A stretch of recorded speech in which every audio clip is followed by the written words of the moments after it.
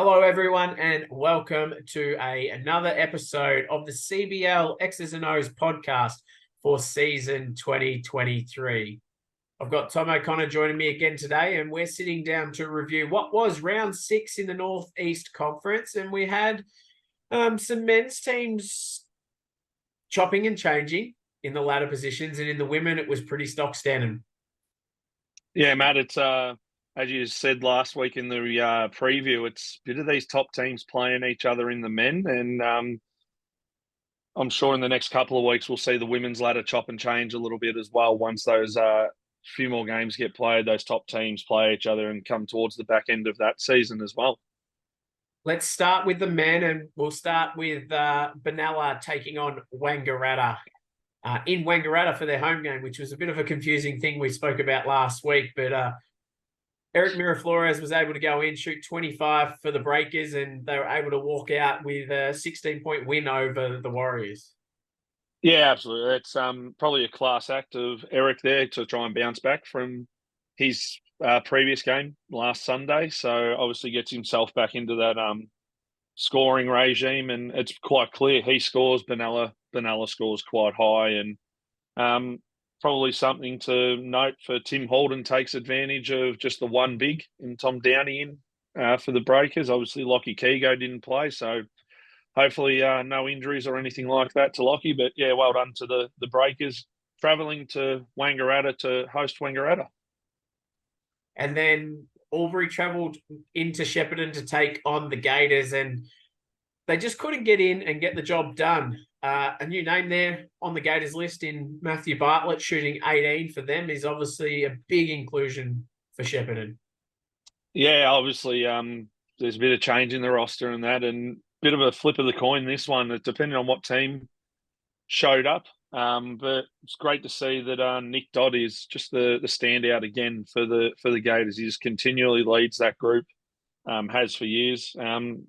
It's been interesting to see Matt Bartlett back out there. It's chatting to Matt across the off season wasn't something he was going to do, but obviously Dylan Wayman's just got in his ear and said, "Hey, can you come down and run point guard for me?" So no, well done to the Gators and holding on to what could have been a detrimental weekend for them in some tough games. Definitely was some tough games for the Gators, and your team, Seymour, travelled into the hostile environment of your rivals in Wallen, and you walked out of there with a 6-point victory. Yeah, you talk about hostile, Matt. There was pool noodles getting hit on the floor. They were cheering it, but it's what we play basketball for. Jack Murphy, the ultimate leader for us, new captain of the season, takes over. But I want to touch base on William Stewart, or Wull as he is known. He came in off the bench, just a defensive effort, and really drove what we're looking for. And it's great to see that such a young guy has steps up to the challenge and accepted it and said, "Yep, this is my turn." And then on Sunday, Myrtleford travelled down to Shepparton. They walked in there and they surprised the Gators and walked out with a 13-point victory. And Tyler Barker has shot 27 points and caused a significant load of damage on the Gators. Yeah, it's probably the form Tyler's been looking to get back into. Obviously, he did it last weekend against us, but it's great to see him taking that over. Matt Bartlett, yet again, 26 points for the Gators, but probably another flip of the coin. And this is where for Shepparton, you get to split your weekend. You don't go 0-2. You go 1-1. But for Myrtleford, it's that winning form. Just continue on, and young group. It's going to give them the confidence leading towards the finals in the back end of this season. That nearly locks in Myrtleford to a top 4 place. Like, there's still a opportunity to potentially drop out, but they've only got 3 games to play. They win one of them and they lock themselves into a top 4 position. Yeah, absolutely. You're probably talking about 7 games, 7 wins probably gets you finals in this tight race that we are seeing. And I know you'll break down the ladder very shortly. And Wangaratta were able to get back on the winners list on Sunday when they hosted the Mansfield Eagles. And Ben Les did all he could for Mansfield, shooting 32 points. It just wasn't enough for them to get over the line. Yeah, absolutely, and it's probably coming back to yet again that defensive side of things for Mansfield.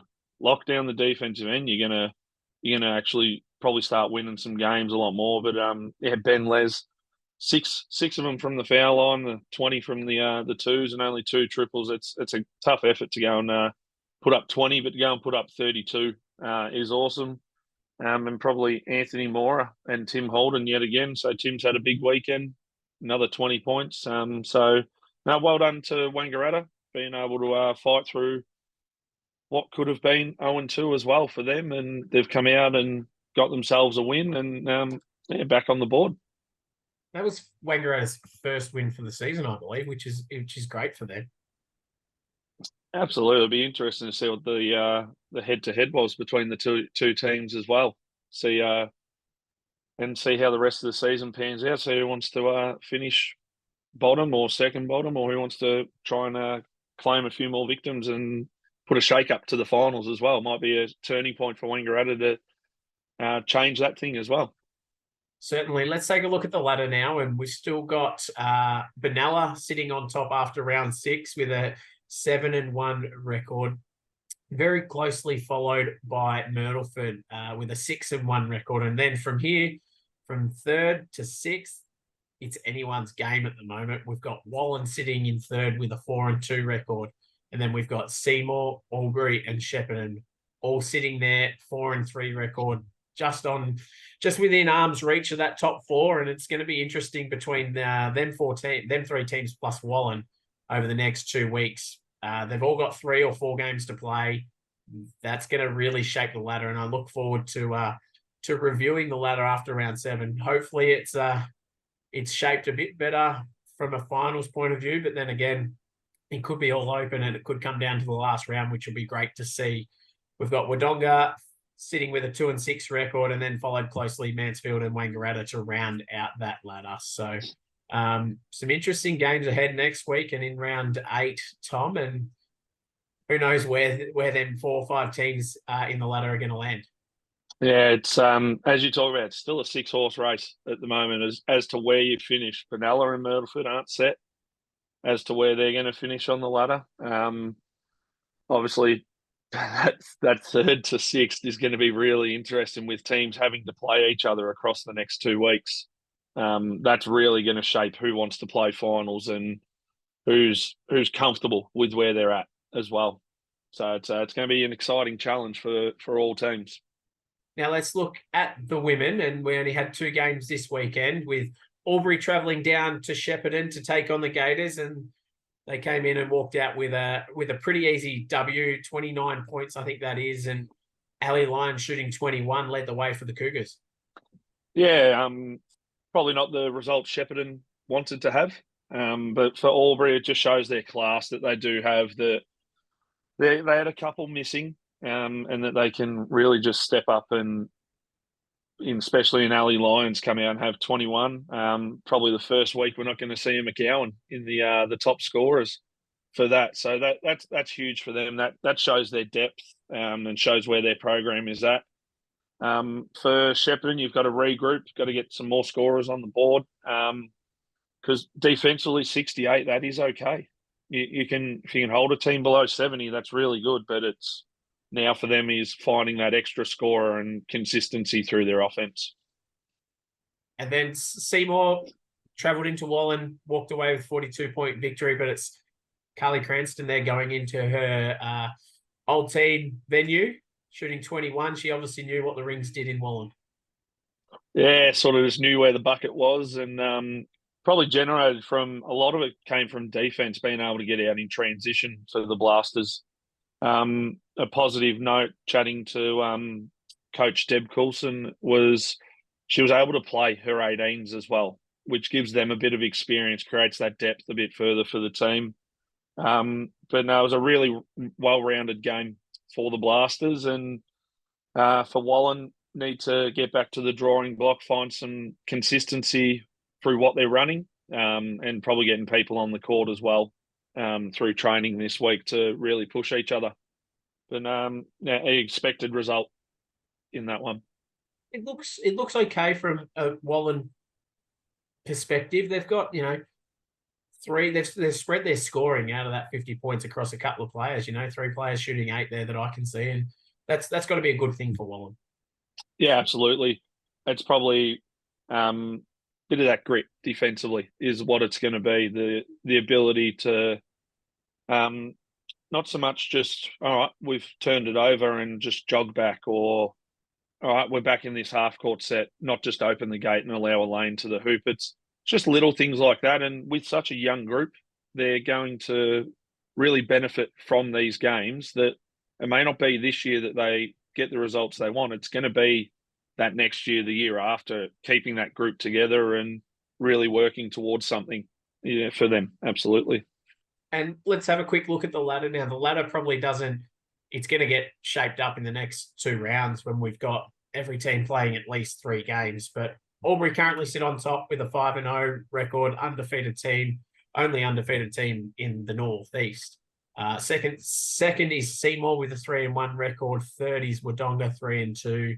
Shepparton holding into that top 4 spot with a 1-4 record, and Wallen unfortunately haven't got a win this season with an 0-5 record. But 2 rounds to go, every team to play at least 3 games. This ladder could go anywhere really at the moment. Yeah, I think top 3 are probably going to finish in the top 3. As to where they finish, games across the next 2 weeks are going to really determine that. But yeah, for Shepparton and Wallen, it'll be a battle of, I believe they've got a game coming up between the 2 of them, either next week or the week after. You're playing for finals at that stage. Get to 1 win each, maybe head to head. We're just going to see who wants that little bit extra, who's aware of it. But no, it's definitely going to take shape, and obviously, who wants home finals? Probably between Seymour and Wodonga. Who wants to do the 2-hour, 3-hour road trip, or who wants to just be at home and be in a comfortable position? So now, looking forward to what round 7 and round 8 are going to bring us. That's it. That's our review for round 6 in the Northeast Conference, and looking forward to jumping on a call later this week with you, Tom, as we will preview what will be round 7, and hopefully it's a big round 7 in the Northeast Conference. So for now, stay tuned.